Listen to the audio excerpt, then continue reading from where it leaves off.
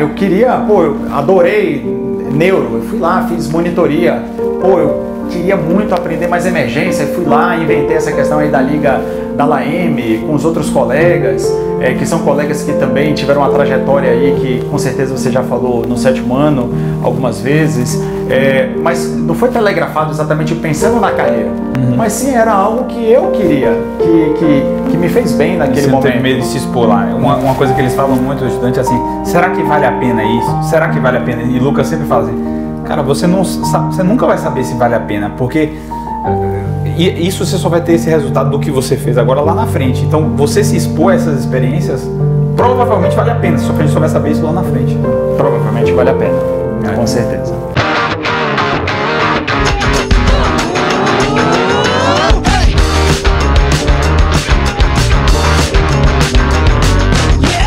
Fala galera, a gente viu no episódio anterior, a gente esteve lá no consultório do Dr. Paiva, ele deu insights valiosíssimos pra gente.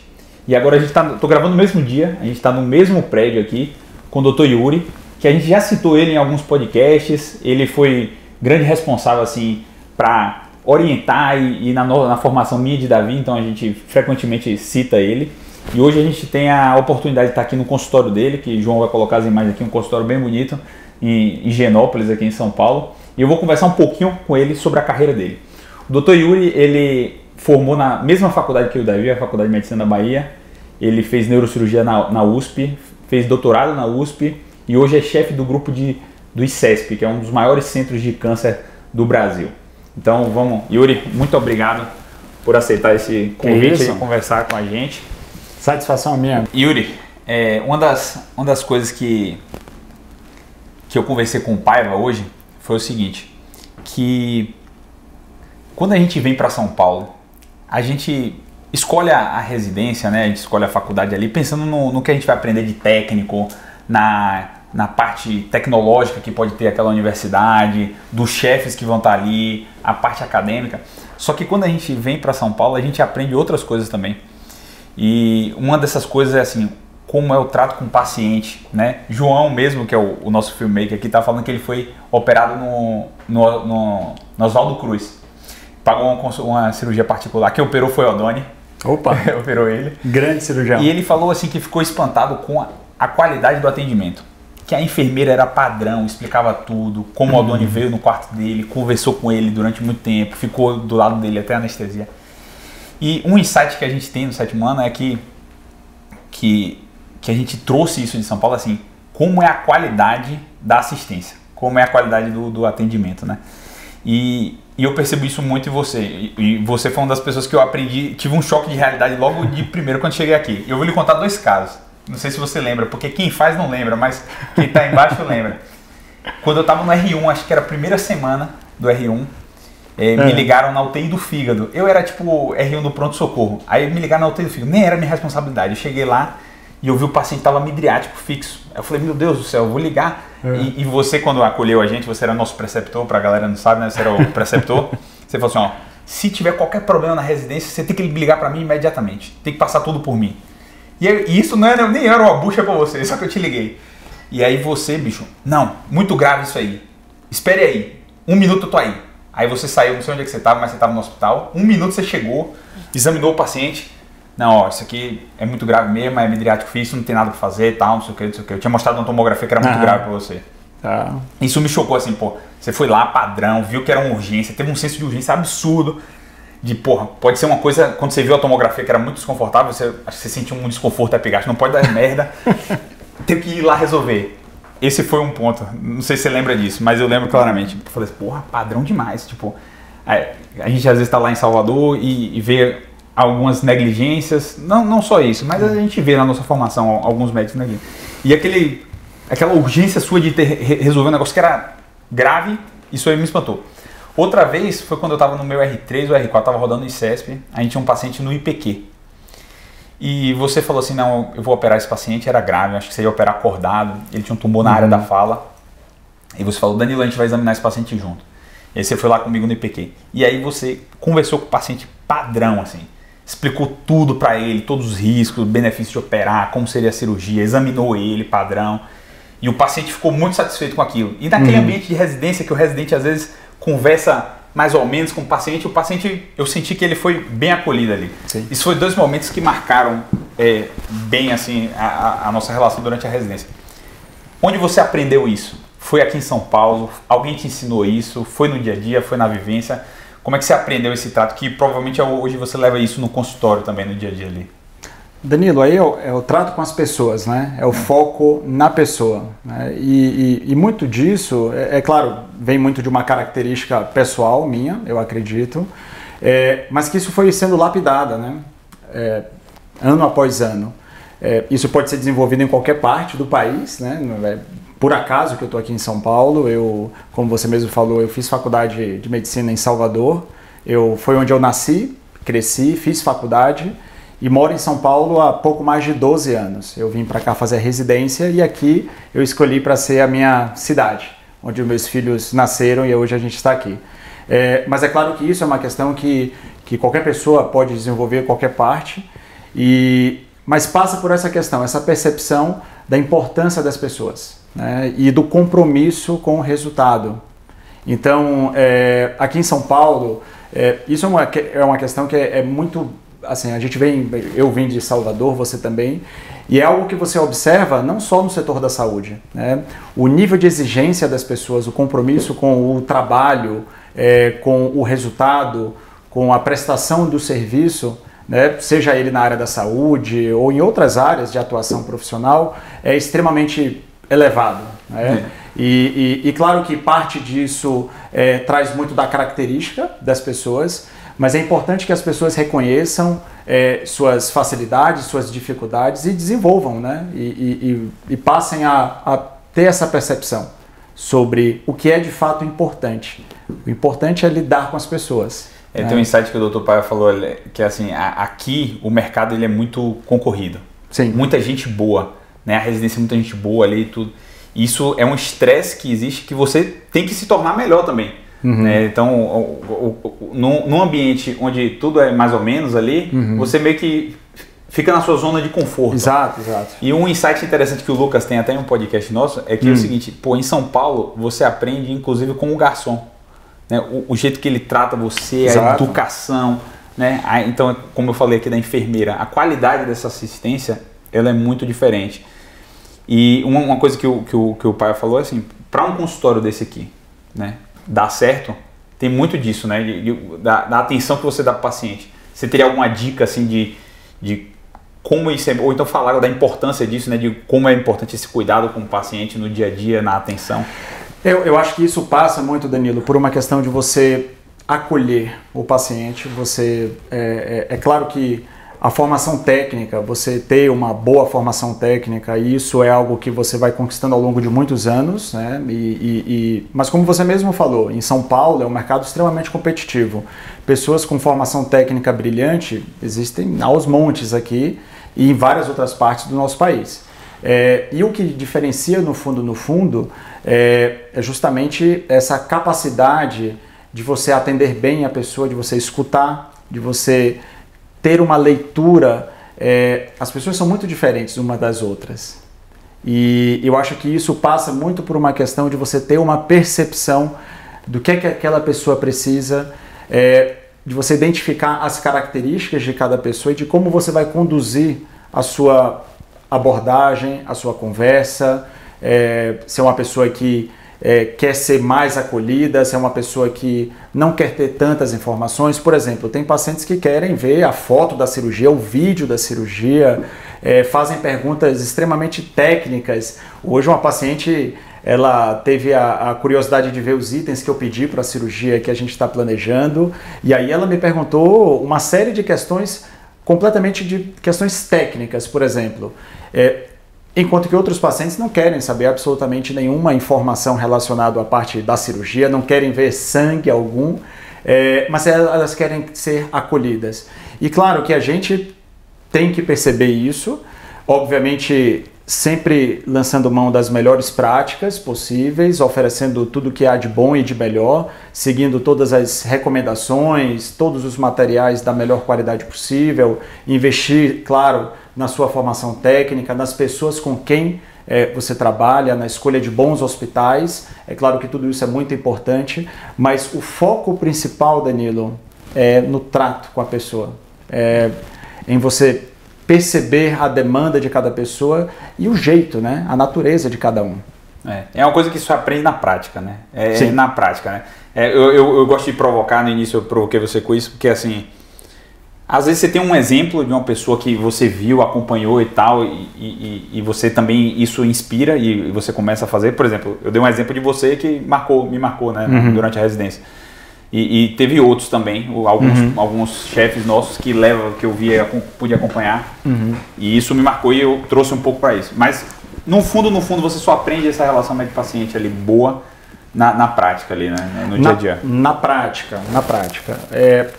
Mas é uma prática que ela vem lá de trás, né? Não acha que isso é uma situação que eu só fui desenvolver isso depois que eu terminei minha residência e que aí eu fui para o mercado de trabalho e que aí eu arregacei as mangas e fui desenvolver essa habilidade. Não, na verdade isso começou lá de trás. E você consegue perceber isso nos colegas, né? Desde a época de faculdade, né, Danilo? Então você já percebe que algumas pessoas têm uma facilidade maior do que outras. É claro que é sempre uma questão que pode ser trabalhada, né? Então a sua habilidade de comunicação, de como lidar, uma postura também. Isso passa por uma questão, é muito importante, os pacientes querem sentir confiança, querem se sentir acolhidos. E isso não é uma situação que está nos livros. Isso. Né? Mas é claro, isso demanda tempo de você saber como colocar as situações.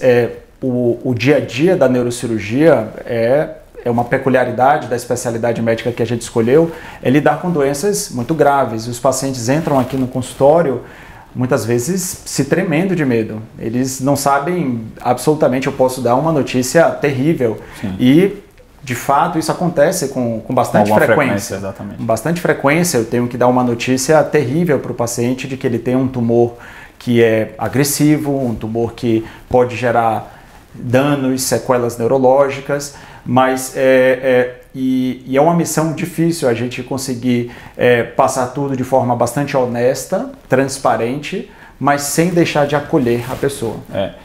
Eu tenho uma aula do sétimo ano que eu falo isso, né, que é o carisma, ele tem 3 partes, né? Um é a presença, a sua capacidade de prestar atenção naquela conversa, então você olhar para o paciente, estar ali, ele sentir que está dando atenção. Isso é muito importante. Outro é a autoridade. Então a autoridade é o modo como você se veste, o ombro para trás, a confiança na voz. Eu brinco que um cirurgião, ele não consegue indicar uma cirurgia se ele não tiver autoridade. Então o diploma de uma boa faculdade, o seu currículo, o fato de você ser um doutor, né? A postura, como você me falou, a postura é muito importante. Então tudo isso está na autoridade. E o terceiro ponto do carisma é o calor humano, que você falou também. Então você citou as coisas da minha aula. O calor humano é... Eu não vi sua aula. Não viu a aula. O calor humano é tipo essa capacidade de acolher no momento de dor, né? De ser gentil, de ajudar. Então, os 3 componentes do carisma são esses, que é uma dica que eu dou. E você citou na prática aqui como isso é importante para a sua carreira. Eu queria fazer uma pergunta. Agora, a boa parte do nosso público é estudante de medicina.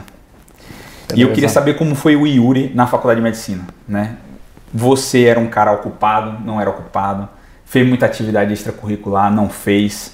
Fez monitoria, fez liga, fez pesquisa? Como era seu currículo? Seu currículo era bom, não era? Ou você era um aluno desleixado na faculdade, você era padrão? Como era isso aí? Bom, é difícil fazer uma autocrítica, né? Na verdade, uma reflexão, né? E na verdade, assim, eu acho que eu sempre fui muito inquieto, né? Sempre busquei muita coisa de atividade extracurricular, para falar a verdade. Então, assim, no primeiro semestre, é claro que é um semestre que você está meio que se adaptando, né? Pousando ali o seu avião. Então, geralmente o primeiro semestre, ele geralmente é diferente do que você vai ser ao longo dos outros semestres, porque você ainda está se ambientando, você está conhecendo as pessoas, você está estabelecendo uma rotina totalmente diferente do que foi sua vida até aquele momento. Então o primeiro semestre ele foi um pouco desta forma mesmo, de adaptação, de fazer novas amizades, de curtir o momento também, né?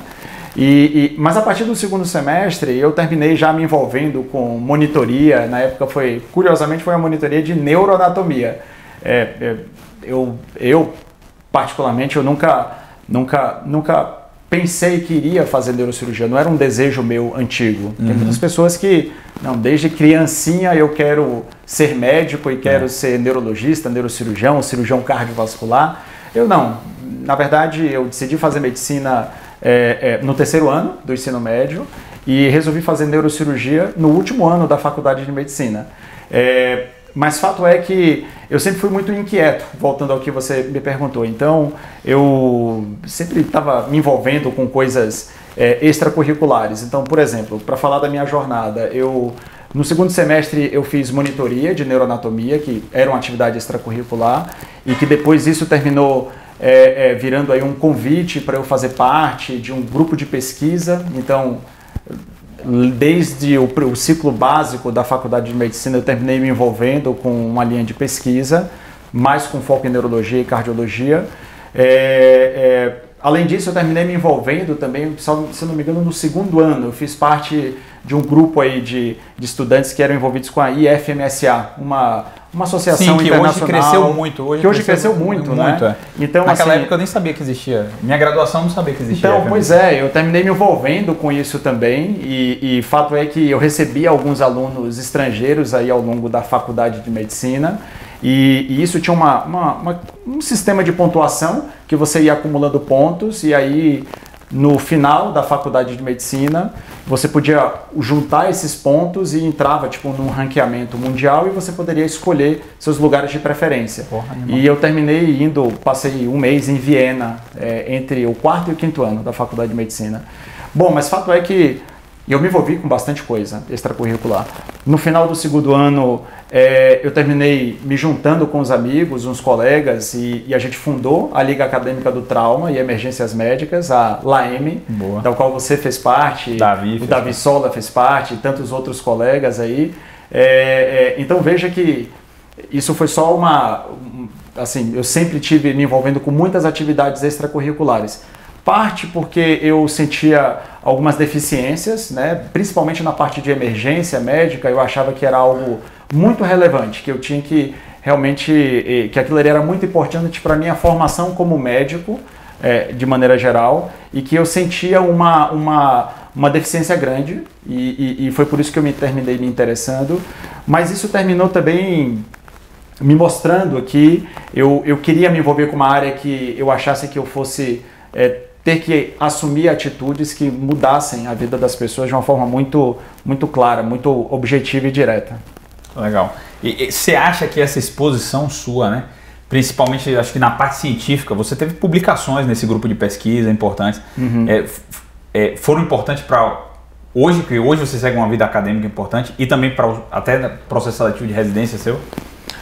Não, sem dúvida, com certeza, né? Então, é uma somatória das coisas. Então, o fato de eu ter me envolvido com uma linha de pesquisa fez com que eu aprendesse uma série de coisas do método científico, de todo aquele ambiente de produção acadêmica, de fazer parte de uma linha de pesquisa, de você aprender a formular perguntas de pesquisa, de você ter esse insight de estar sempre querendo se perguntar, se questionar sobre o porquê das coisas e criar conteúdo. É uma coisa que a gente... E quando você não aprende ali, naquela época, depois você meio que cria... É igual a neuro. Se você não aprende neuro logo no início, os outros médicos clínicos têm uma aversão à neuro, né? Se você não aprende pesquisa científica durante ali a faculdade, e esse é um ponto fraco meu, eu tenho essa dor, né? Que eu não me expus muito à iniciação científica durante a faculdade.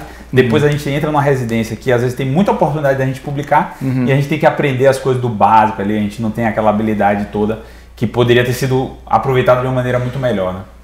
E não é só da questão da linha de pesquisa, né, Danilo? Assim, eu acho que tudo isso terminou contribuindo para eu ir adquirindo algumas habilidades durante a faculdade de medicina que eu acho que para mim foi importante eu ter me envolvido com várias outras coisas, outras atividades extracurriculares. Por exemplo, a gente fundou a Liga de Emergência, né, a LAEME. Mas quando a gente fundou, claro, não tinha estágio nenhum. Mas a gente queria ter um estágio, um campo de prática. Esse é o desejo de todo mundo que funda uma liga de emergências e de trauma. Tá, mas e aí? Faz como? Você tem que se virar. Você aprende a se virar. Então assim, eu ia lá no hospital, não, o Hospital Ernesto Simões Filho, por exemplo. Eu fui lá como estudante, procurei a direção do hospital. Fez um modelo. Eu tenho até hoje esse modelo. Esse modelo eu sou estudante de medicina da Liga. Bom, mas fato é que aquela situação fez com que eu me expusesse, né, tá buscando a secretária, o diretor do hospital, elaborar uma proposta. E na verdade, assim, aquilo não era cobrado, né? Era uma iniciativa própria. Sim. Né? Nos bastidores aqui, você conversou comigo como você conseguiu campos de prática profissionais, né? Sim. Tipo, você é neurocirurgião de um hospital aqui em São Paulo, que é a porta sua. São as mesmas habilidades. Habilidade de negociação, de Sim. relacionamento interpessoal que você aprendeu lá na faculdade porque você se expôs a essas coisas.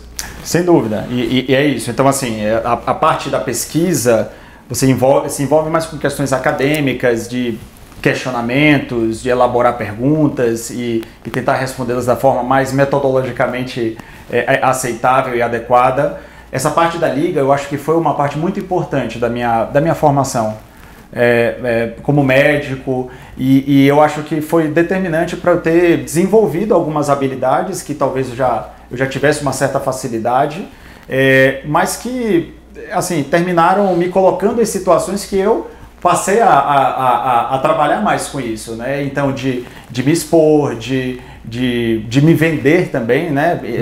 Não me entenda mal, mas numa situação de eu apresentar qual era a minha proposta, a gente fala, se vender do qual mesmo, era o meu interesse, de que forma eu poderia contribuir, no que isso poderia ser positivo para o hospital, para que eles, enfim, abrissem um campo de prática que era o que a gente queria naquele momento. Por exemplo, esse envolvimento meu com a IFMSA, eu terminei conversando com acadêmicos de outros países e terminou chegando a minha vez de eu fazer o intercâmbio lá. Então, é uma série de habilidades que você vai aprendendo, né? E vai desenvolvendo. E qual foi o motivo ali na faculdade de você ter escolhido neurocirurgia e por que São Paulo, né? O que é que motivou você a São Paulo? Você tinha uma ambição? Você viu algum chefe seu que você admirava e achava que a sua formação é aqui? Você achava que a formação é melhor? O que motivou tanto escolher neurocirurgia como vir para São Paulo? Então, a história da neurocirurgia é o seguinte, eu terminei me envolvendo com a monitoria. Então, assim, eu fiz no nosso currículo, pelo menos no currículo antigo, a gente tinha a disciplina de neuroanatomia já no primeiro semestre da graduação. E eu terminei... assim, uma coisa que não dá muito para explicar, mas fato é que eu terminei me interessando muito, achando aquilo ali fantástico, o mundo das neurociências, né? É algo extremamente... Eu sou suspeito para falar, você também, Sim. Mas fato é que eu achei aquilo muito interessante e terminou que eu me envolvi com a monitoria, depois eu me envolvi com a linha de pesquisa.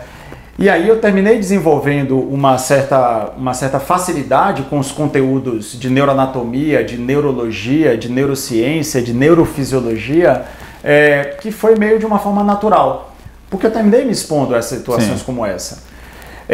E aí isso ficou guardado desde o primeiro ano da faculdade e isso me acompanhou até quando eu me formei. Paralelamente a isso, quando eu comecei a me envolver com essa história de LAEME, eu fiquei assim, fascinado com questões de atendimento ao doente politraumatizado, toda aquela dinâmica de ambiente de sala de emergência. E naquele momento, ali já era a altura aí, já do terceiro para o quarto ano, eu percebi que eu queria fazer uma área cirúrgica. Eu achei que dessa forma eu poderia atuar de uma forma mais objetiva, mais pragmática, mudando uma condição de doença de uma pessoa. E aí, lá no final da faculdade, eu pessoalmente não acompanhei neurocirurgião, praticamente nenhum. Infelizmente, também na nossa graduação a gente não tinha essa oportunidade. Eu acompanhei um ou outro neurocirurgião durante algumas cirurgias muito esporádicas, mas aí no final da faculdade veio aí esse casamento. Chegou ali, na época até a minha atual esposa, que na época era minha namorada, ela chegou, você adora neuro, você está envolvido com neuro desde o seu primeiro ano da faculdade até hoje, você não quer abandonar isso e você quer fazer uma área cirúrgica, por que não fazer neurocirurgia? E aí eu comecei a olhar isso, pesquisei, entrei no site da sociedade, na época não tinha Instagram, então as coisas eram um pouco mais difíceis. Você não sabe de nada que acontece, Não sabe de nada, mas fato é que eu fui pesquisando no que dava para ser pesquisado, conversei com várias pessoas e falei, vou seguir o caminho da neurocirurgia e acho que fiz uma escolha excelente, eu sou muito feliz aí com minha escolha. Gosto muito do que faço, e vida que segue. Sim. Agora, sobre essa questão de vir para São Paulo, ainda teve uma outra questão que eu me envolvi durante a faculdade. Quando eu estava no ensino médio, claro, antes da faculdade de medicina, eu terminei fazendo um intercâmbio nos Estados Unidos. Então eu morei alguns meses no Texas. E desde aquela época eu tinha ficado com uma vontade de, em algum momento da minha vida, voltar para os Estados Unidos para fazer parte da minha formação. Fiz faculdade de medicina, mas ao longo da faculdade de medicina, que eu fiz em Salvador, eu terminei decidindo fazer os STEPS, para fazer... Eu nem sabia que você tinha STEPS, quer dizer, acho que você já me falou em algum momento. Isso. Aí, isso começou no quinto ano.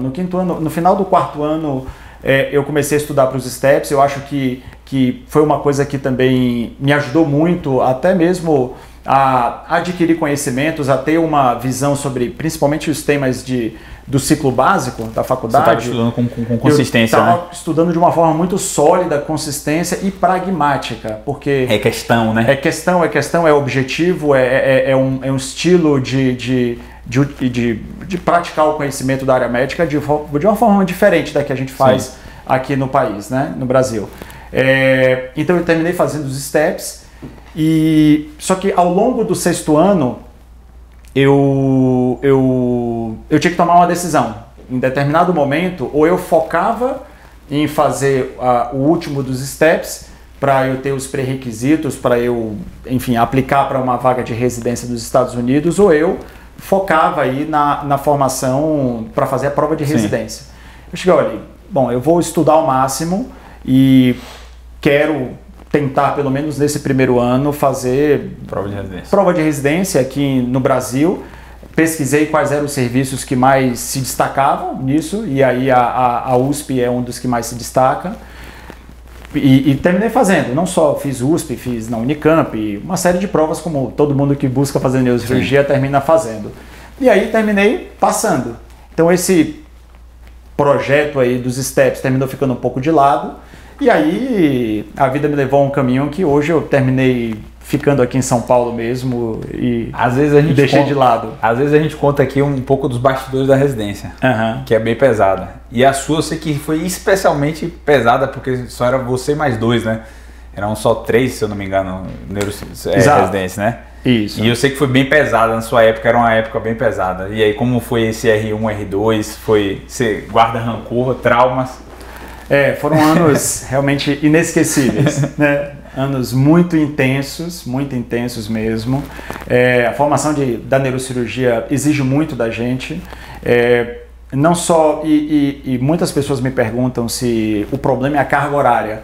E com certeza absoluta não é a carga horária o problema. É claro que machuca você ficar muitas horas no hospital. É uma dedicação muito intensa, mas a questão do equilíbrio emocional é o que é mais desafiador numa residência como a de neurocirurgia.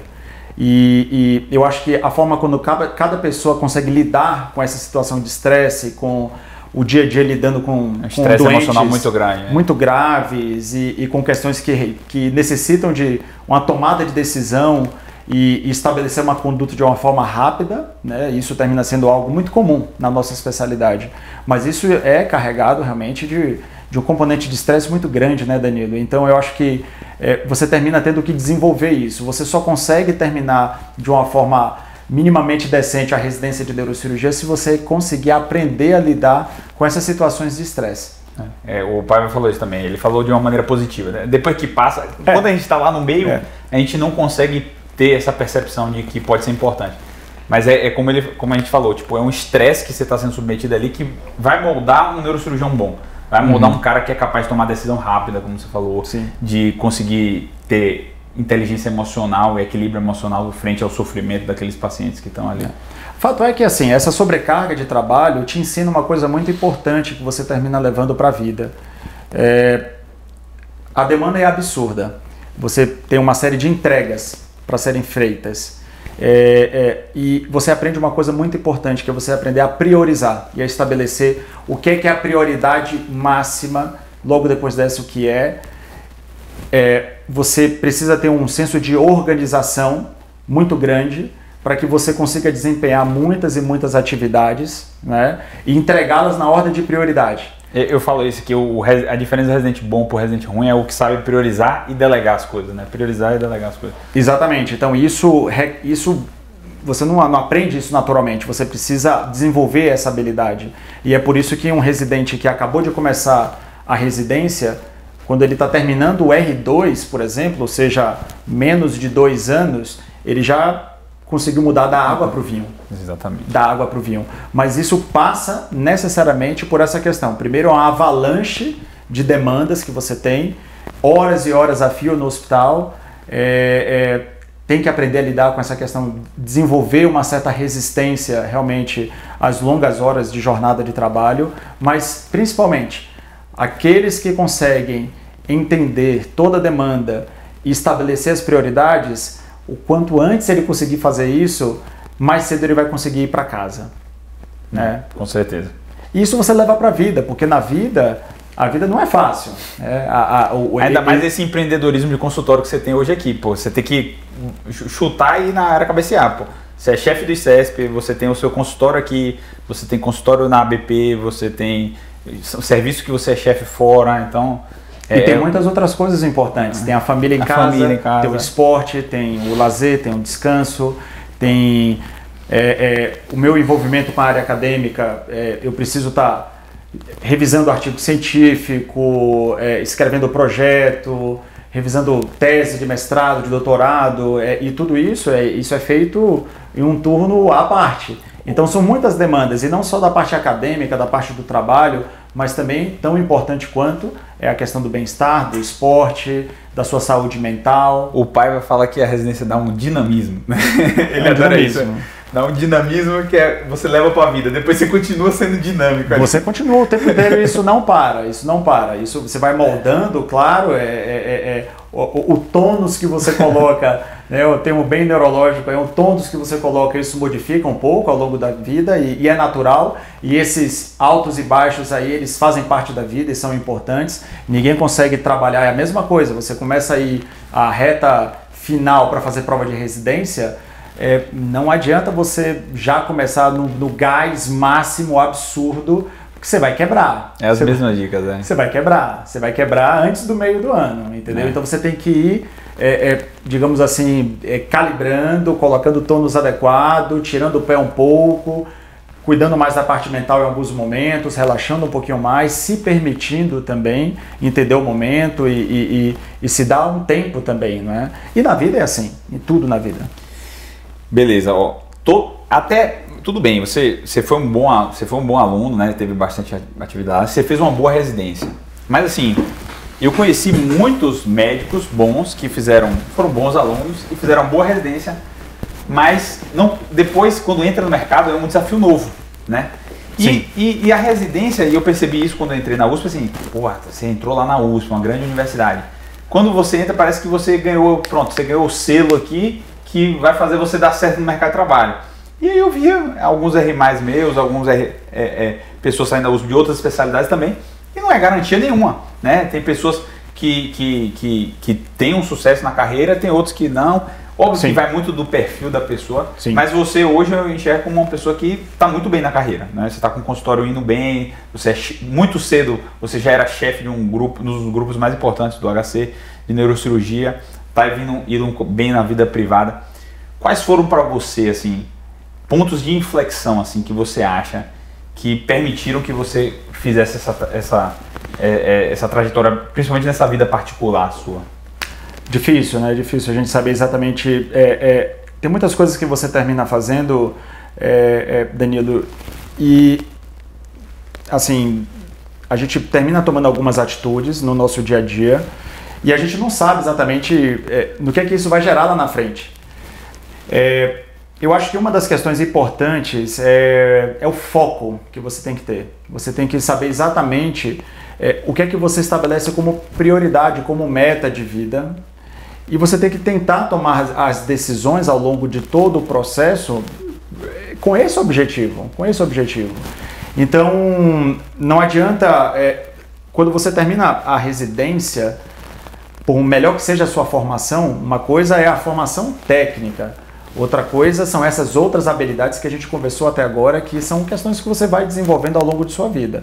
Mas você ser uma pessoa que consegue ter sucesso na sua carreira do ponto de vista de consultório e etc., exige planejamento, exige foco e, claro, exige competência técnica. E era uma meta sua, né? Isso que você está falando do foco, parece que é uma meta sua, né? Você sabia que você viu alguns neurocirurgiões que você admirava, que tinham uma vida privada, que tinha seus casos, e aquilo virou uma meta para você. Né? Uma meta e na verdade, assim, em alguns momentos eu tive a oportunidade de tomar decisões de, por exemplo, quando a gente termina a residência, é muito comum que você entre numa equipe, né?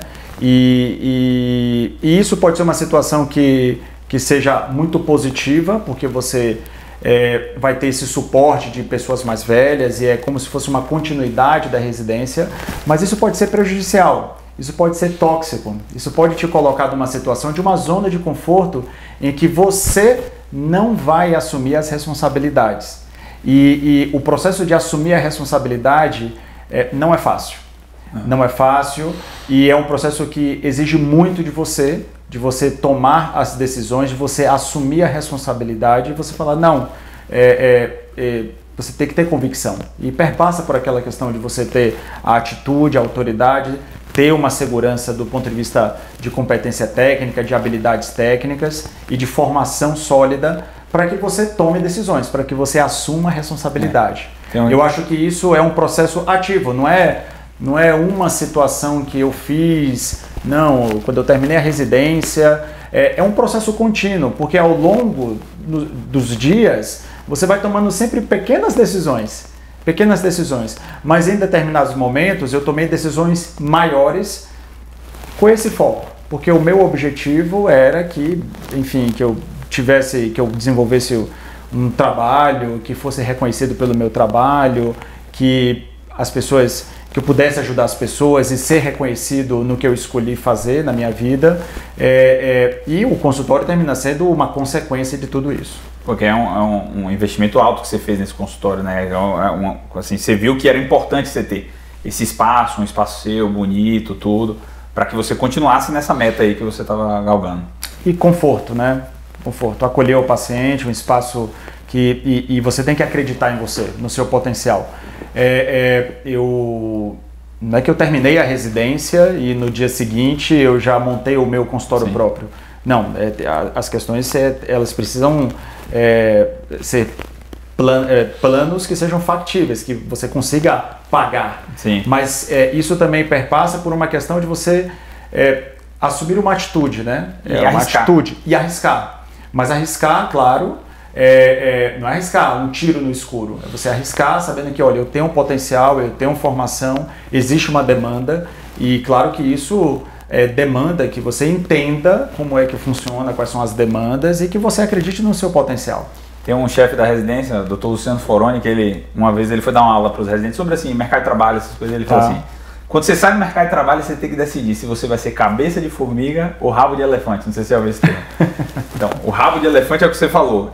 Você trabalhar numa equipe grande. Isso. Trabalhar na equipe grande tem vários confortos. A equipe já tem um volume, já tem um paciente, já está trabalhando em grandes hospitais. Einstein, Oswaldo Cruz, Samaritano. Então, você vai estar nesses grandes hospitais, operando sempre com qualidade e tudo. Ganhando bem, muitas vezes, porque eles têm um volume alto. Só que você é frágil ali no rabo do elefante, né? Só que é frágil por quê? Porque você se torna descartável, o paciente não é seu. Sim. O paciente não é seu, você pode sair de uma equipe dessa. Eu já vi neurocirurgiões que eram de uma equipe dessa, foi sempre rabo do elefante, brigou uma época e depois não tinha um consultório privado forte. Eu já vi isso, que o cirurgião que eu acompanhava. Enquanto a cabeça de formiga, nem todo mundo tem um perfil de ser a cabeça de formiga, que é o seu perfil. Que é, tipo, eu vou ser o meu chefe, eu vou ser dono do meu negócio pequeno, o corpinho da formiga pequeno. Só que você tem que arriscar, você tem que aguentar o estresse, você tem que suprir muitas demandas. Nem todo mundo tem esse perfil, tem gente que só tem um perfil desse aqui, né? Mas a pessoa tem que ver onde ele se adequa. Todos têm um benefício e tem a parte boa e a parte ruim. A cabeça de formiga é que você se torna antifrágil, você se torna dono do seu próprio negócio, você se torna mais valioso no longo prazo. Sim. E o outro tem a parte da comodidade, porque nem todo mundo tem esse perfil, de aguentar todos esses riscos dessa carreira e estresse, né? E sem dúvida alguma, e não é uma receita de bolo, não é que existe somente uma fórmula que vai funcionar bem para todo mundo. Não tem problema nenhum ser o rabo do elefante e também não tem problema absolutamente algum ser a cabeça da formiga. Mas isso demanda de uma questão de reflexão, de autoconhecimento, de você saber exatamente qual é isso que eu queria falar quando eu mencionei a questão de ter foco. Você precisa entender exatamente qual é o seu perfil, o que é que você deseja, como você se enxerga daqui a 5 anos, ou como você se enxerga daqui a 10 anos. E isso passa por um processo de autoconhecimento, de você saber qual é o seu perfil. Para muitas pessoas, assumir essa responsabilidade, por mais simples e natural que pareça ser, não, é algo muito difícil, e para muitas pessoas é algo que gera sofrimento. Assumir responsabilidade não é algo nada simples. Ainda mais na nossa área, né? Exato. O cabeça e você da formiga pode ser uma pessoa feliz, satisfeita com o seu trabalho, fazendo parte de uma grande equipe. Sim. E não tem absolutamente problema algum nessa situação. Agora, você precisa ter um autoconhecimento para que isso não gere uma frustração lá na frente. Exatamente. Porque essas decisões, elas vão refletir em muitas coisas que vão acontecer na sua vida que talvez você não consiga enxergar hoje, amanhã, mas que isso vai se refletir ao longo dos anos que virão.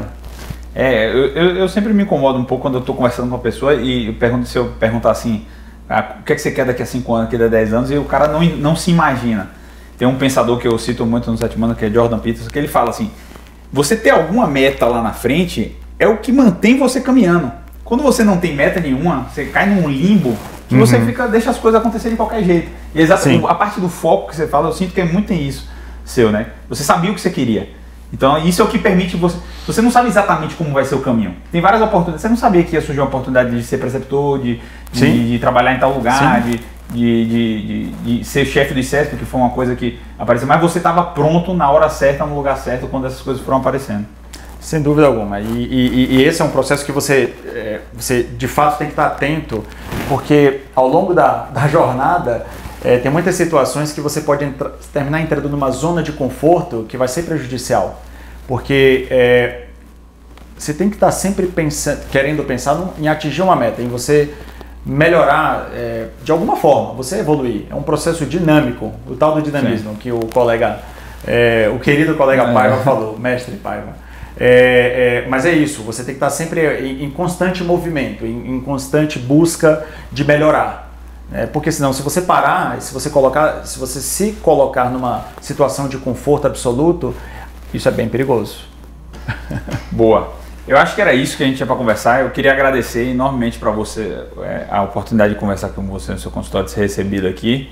E eu queria que você mandasse uma mensagem aí para os estudantes aí sobre carreira, sobre faculdade de medicina, o que você orienta para o pessoal da faculdade ali, para ter alcançar sucesso na carreira, né? Se você tem alguma mensagem para fazer. Eu acho, primeiro assim, agradecer imensamente, assim, para mim é um prazer enorme estar aqui batendo esse papo com você, uma pessoa que eu admiro, gosto muito.